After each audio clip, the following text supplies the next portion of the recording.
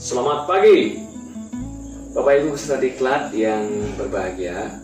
Pada sesi ini, materi yang akan kami sampaikan adalah materi tentang hubungan antara model, pendekatan, strategi, dan metode pembelajaran. Barangkali Bapak Ibu masih ada yang bertanya, di mana letak perbedaan antara keempat istilah ini? Apa itu model? Apa itu pendekatan, strategi, dan metode? Ini sangat mungkin terjadi karena dari beberapa literasi yang sempat dibaca itu memang masih ada terkesan overlap.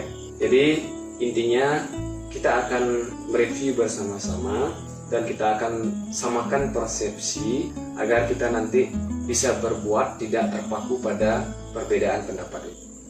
Baiklah Bapak Ibu, sebelum kita lanjut berbicara tentang apa itu model, apa itu pendekatan, strategi, dan metode gitu ya, kita lihat dulu kompetensi dasar yang ingin kita capai pada pertemuan kali ini. Adapun kompetensi dasar yang ingin kita capai yaitu setelah mengikuti mata diklat ini, kita mengharapkan Bapak Ibu bisa menganalisis hubungan antara model, pendekatan, strategi, dan metode pembelajaran. Kita lanjut ke indikator. Adapun indikator keberhasilan dari mata diklat ini yaitu yang pertama, kita mengharapkan Bapak Ibu bisa menjelaskan apa itu model, apa itu pendekatan, strategi, dan metode pembelajaran. Kemudian yang kedua, kita mengharapkan Bapak Ibu bisa menganalisis hubungan antara model, pendekatan, strategi, dan metode pembelajaran. Oke, sekarang kita lanjut pada bagian yang pertama, model. Model, seperti yang kita pahami, itu adalah bentuk ataupun pola pembelajaran. Ya, pola pembelajaran yang kita gunakan sebagai panduan dalam merencanakan kegiatan pembelajaran. Ataupun model itu dapat diartikan sebagai suatu contoh konseptual perencanaan pembelajaran yang berisi langkah-langkah sistematis di dalam mengorganisir pengalaman belajar siswa. Pengorganisasian pengalaman belajar siswa ini tidak lain tujuannya adalah untuk mencapai tujuan pembelajaran. Kurang lebih itu definisi dari model. Nah, yang seperti kita flashback sedikit kemarin bahwa model itu dicirikan dengan adanya sintaksis. Sintaksis itu adalah langkah-langkah yang ada dalam model tersebut. Kemudian ada yang namanya juga sistem sosial. Ya, jadi aturan-aturan yang berlaku baik itu diperuntukkan untuk murid maupun guru ketika penerapan model ini diterapkan. Kemudian ada yang namanya reaction.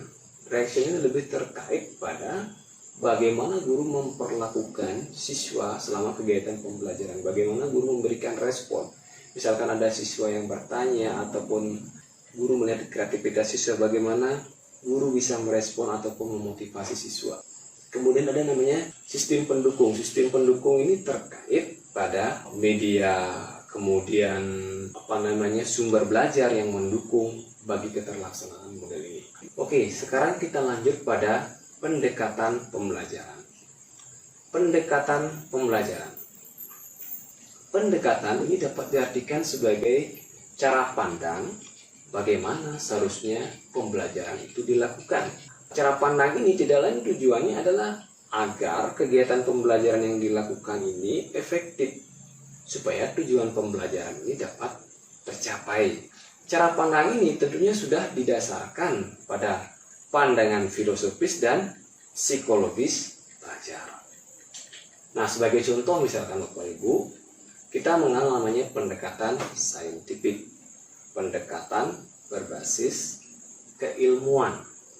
Para ahli ini memandang bahwa pembelajaran ini semestinya dilakukan dengan lebih mengedepankan pada keaktifan siswa dalam mencari informasi.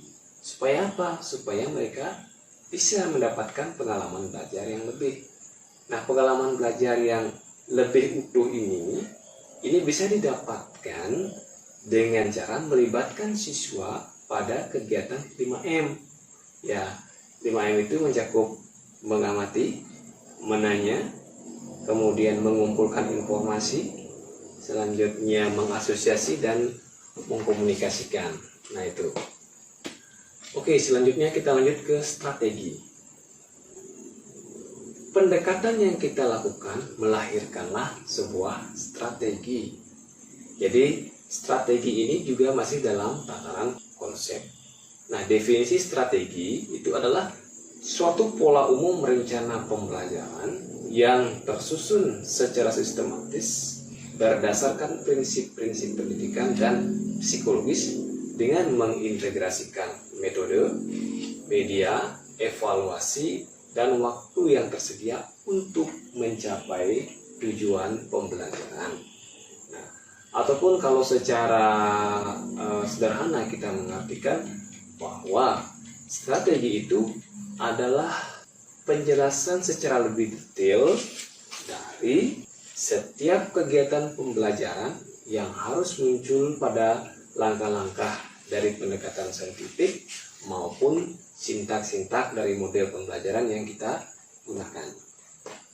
Ataupun bisa juga diartikan sebagai bagian dari cara untuk mengefektifkan kegiatan pembelajaran pada langkah-langkah pendekatan saintifik ataupun model-model pembelajaran yang kita gunakan.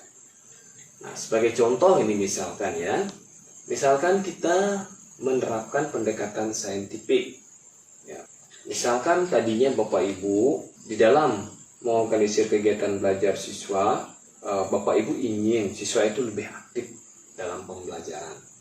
Ketika sudah ada diskusi dalam kelompoknya, kemudian mereka disuruh tampil, ternyata yang tampil itu hanya orang-orang itu saja, perwakilan dari kelompoknya itu saja, orang-orang yang memiliki kemampuan yang lebih saja yang tampil, sementara yang lainnya tidak aktif.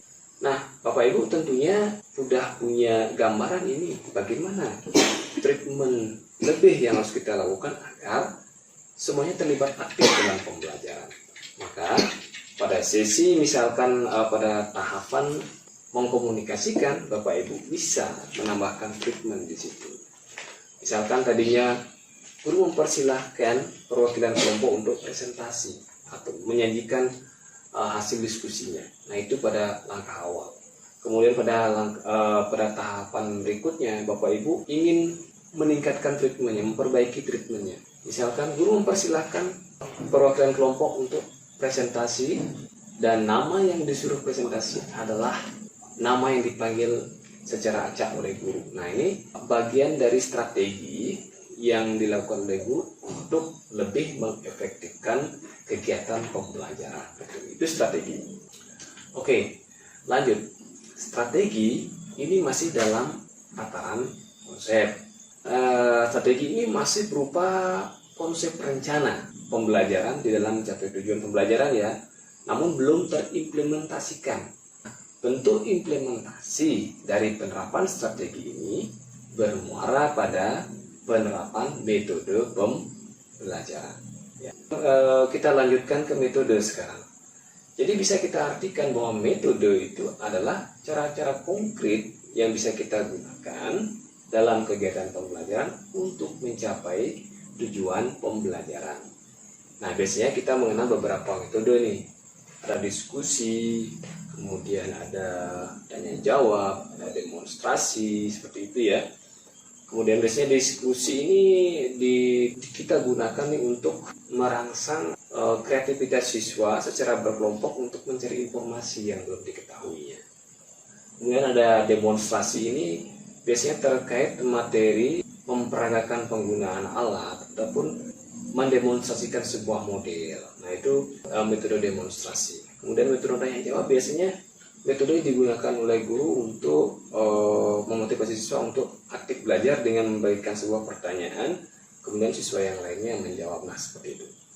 Sekarang coba kita lihat apa hubungan antara model, pendekatan, strategi, dan metode pembelajaran.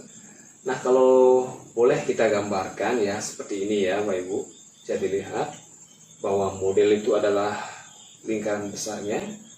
Di dalam model itu sudah ada pendekatan, sudah ada strategi, sudah ada metode pembelajarannya. penerapan model ini sudah mengintegrasikan pendekatan, sudah mengintegrasikan strategi dan metode pembelajarannya. Nah, jika sebuah model sudah diterapkan, berarti pendekatan sudah diterapkan, strategi sudah diterapkan, termasuk metode pembelajaran juga sudah diterapkan. Artinya, muara dari penerapan model, pendekatan, dan strategi itu adalah di penerapan metode pembelajarannya. Nah, Bapak Ibu, sangat mungkin sekali ya ketika kita menerapkan sebuah model pembelajaran, kita bisa menggunakan lebih dari satu metode pembelajaran. Sebagai contoh misalkan, ketika kita menerapkan sebuah model discovery learning gitu misalkan ya, kita bisa aja menggunakan lebih dari satu metode. Misalkan metode yang kita gunakan adalah ceramah, dan satunya lagi itu adalah diskusi. Ceramah ini digunakan oleh guru ini untuk memberikan penjelasan singkat terkait materi, kemudian memandu siswa untuk terlibat langsung dalam kegiatan pembelajaran. Kemudian metode diskusinya digunakan untuk memotivasi siswa untuk lebih aktif dalam kelompoknya, memecahkan permasalahan yang diberikan oleh guru. Sehingga sangat mungkin sekali Bapak Ibu, kita bisa menerapkan beberapa metode dalam penerapan sebuah model pembelajaran. Ya, kurang lebih itu materi yang dapat kami sampaikan terkait hubungan antara model, pendekatan, strategi, dan metode pembelajaran. Kesimpulannya adalah bahwa model ini masih dalam tataran konsep, pendekatan juga masih tataran konsep termasuk strategi. Muara dari penerapan model, pendekatan dan strategi ini antaranya adalah di metode pembelajaran. Kurang lebih itu materi yang dapat kami sampaikan. Tetap semangat Bapak Ibu, selamat pagi.